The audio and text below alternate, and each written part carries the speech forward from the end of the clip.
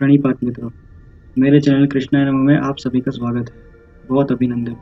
अगर आप लोगों को माइथोलॉजी से जुड़ी इन्फॉर्मेशन पसंद है तो आप मेरे चैनल को सब्सक्राइब कर सकते हैं और मेरी सेना में शामिल हो सकते हैं। भगवान कृष्ण इस जगत के पालनकर्ता श्री हरि नारायण के 8वें अवतार थे और वे विष्णु के सर्वश्रेष्ठ अवतार माने जाते हैं। वे यदुवंशी राजा वसुदेव जी और मथुरा के राजा उग्रसेन के छोटे भाई देवक की पुत्री देवकी के 8वीं संतान थे। श्री कृष्ण को गोपाल, हरि, केशव, वासुदेव, श्याम सुंदर, गोविंद, कान्हा, नारायण, माधव, जनार्दन, रणछोड़ और कई नामों से जाना जाता है। उनका यह अवतार द्वापर युग में हो रहे अत्याचारों और समस्त अधर्मियों का नाश करने के लिए हुआ था। श्री कृष्ण के मामा श्री मथुरा के राजा उग्रसेन के पुत्र कंस अत्यंत ही दुराचारी और शक्तिशाली था। उसने अपने पिता उग्रसेन को मथुरा के राज सिंहासन से हटाकर खुद वहाँ का राजा बन गया था और उग्रसेन को कारागृह में बंदी बना लिया था अपने ही पिता। तो देवकी और वासुदेव के विवाह के बाद जब कंस खुद अपनी बहन को उसके ससुराल के लिए छोड़ने गया तब आकाशवाणी हुई कि हे दुराचारी कंस, देवकी के गर्भ से जन्मी 8वीं संतान ही तेरा काल बनेगी। ये सुन के कंस अब वासुदेव का वध करने के लिए आगे बढ़ा, परंतु देवकी ने उन्हें रोक लिया और कहा कि हम वचन देते कि हमारी जो भी संतान होगी वो हम आपको सौंप देंगे। इस तरह फिर कंस ने अपनी बहन देवकी और अपने जमाता वासुदेव को कारागार में बंदी बना लिया और अपने पिता उग्रसेन को तो उन्होंने बंदी बनाया ही था। फिर वो मथुरा का राजा बना।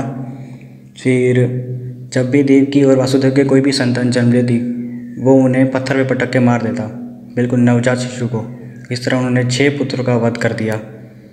जब बलराम जी देवकी के गर्भ में थे तो योग माया ने उन्हें देवकी के गर्भ से माता रोहिणी के गर्भ में स्थापित कर दिया।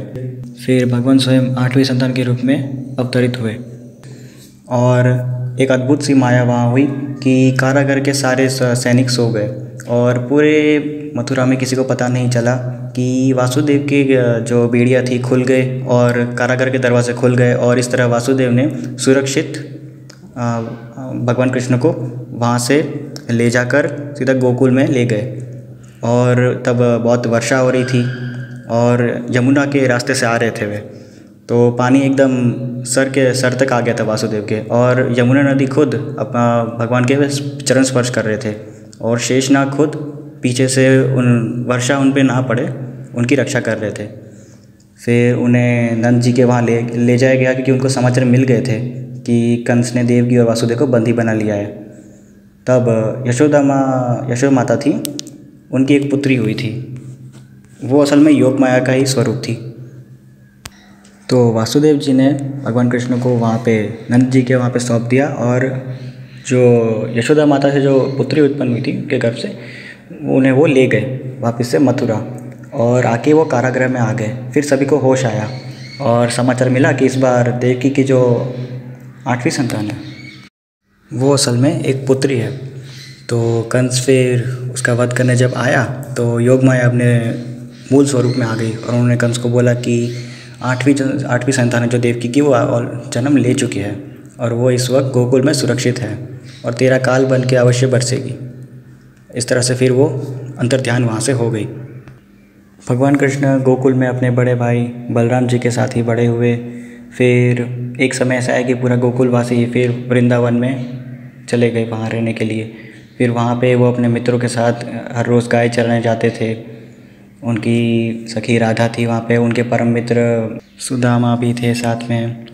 फिर जब ये समाचार कंस को मिले तो कंस ने एक करके बहुत से दैत्य दानव राक्षसों को वहाँ भगवान कृष्ण के वध करने के लिए भेजा। भगवान कृष्ण ने ऐसे बहुत से राक्षसों का वध किया, जैसे कि तृणावत, पूतना, अरिष्टासुर, अघासुर, केशी। इस तरह से कालिया नाग के फन के ऊपर उन्होंने नृत्य किया था।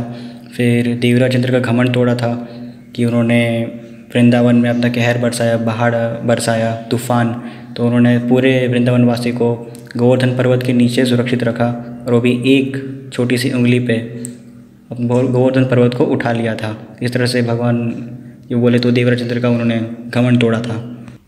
11 वर्ष की आयु में उन्होंने वृंदावन छोड़ दिया। बाद में वो मथुरा पहुँचे। उन्होंने मथुरा पहुँच के कंस के एक दिव्य धनुष था जो 7 पेड़ के समान लंबा था, और उसकी जो प्रत्यंचा थी जब टंकार करती थी तब ऐसे बादल फट जाते थे, इतना तेज था उसमें। उन्होंने वो नष्ट कर दिया पूरा। फिर उन्होंने कंस के भेजे हुए मल्ल योद्धाओं से युद्ध किया, चारों मुष्टिक ऐसे करके उन सभी का वध किया। बाद में अंततः उन्होंने कंस का भी वध कर दिया मल्ल युद्ध में। कंस भी बहुत शक्तिशाली था, मल्ल योद्धा था, उसका प्रिय खेल मल्ल युद्ध ही था, और उसी के खेल में उसे हराया और उसका वध कर दिया, और अपने माता और पिता देवकी और वासुदेव को छुड़ा लिया, उन्होंने आज़ाद किया अपने बड़े भाई बलराम जी के साथ ही। बाद में मथुरा के राजा बने। उसके बाद कंस का जो ससुर था मगध नरेश जरासंध, वो बार बार मथुरा पे आक्रमण करने आता था, क्योंकि भगवान कृष्ण ने उसके जमाता यानी कि कंस का वध किया था। इसी तरह जरासंध ने 17 बार मथुरा पर आक्रमण किया था और हर वक्त पराजित होकर वापस चला गया। 17वीं बार जो उसने आक्रमण किया तब अपने नगरी की रक्षा करने के लिए भगवान कृष्ण ने योग माया की मदद से मथुरा वासियों को द्वारका में स्थापित कर दिया। द्वारका नगरी, जो कि एक द्वीप बोला जाता था, द्वीप था। उन्होंने अनेक बड़े बड़े योद्धाओं तथा राजाओं का वध भी किया था जो अधर्मी थे पूर्णतः, जैसे कि शिशुपाल, दंतवक्र, पौंड्र, शाल्व, एकलव्य, नरकासुर, ऐसे कई योद्धाओं का। फिर महाबली भीम के हाथों उन्होंने जरासंध का वध करवाया था। राजा मुचकंद के हाथों उन्होंने करवाया था वध काल्यवन का। फिर महाभारत के युद्ध में जो कुरुक्षेत्र में हुआ था, वे अर्जुन के सारथी बने थे। उन्होंने अर्जुन को भगवद गीता का ज्ञान दिया था। भगवद गीता में 745 श्लोक है, 18 अध्याय है। भगवान कृष्ण ने अर्जुन को अपना विश्वरूप दर्शन भी दिया था इस तरह। फिर अंत में उन्होंने पांडवों को हस्तिनापुर का राजा बनाया था। महाराज युधिष्ठिर को कौरवों का अंत करवा के, जो दुराचारी दुर्योधन था, भीम के हाथों उनका वध करवाया गया, और इस तरह युधिष्ठिर महाराज को हस्तिनापुर का राजा बना दिया गया था। इसी तरह की धार्मिक कथाओं के लिए मेरे चैनल कृष्णाय नमः को सब्सक्राइब करें और मेरी सेना में शामिल हो जाएं। हरे कृष्णा।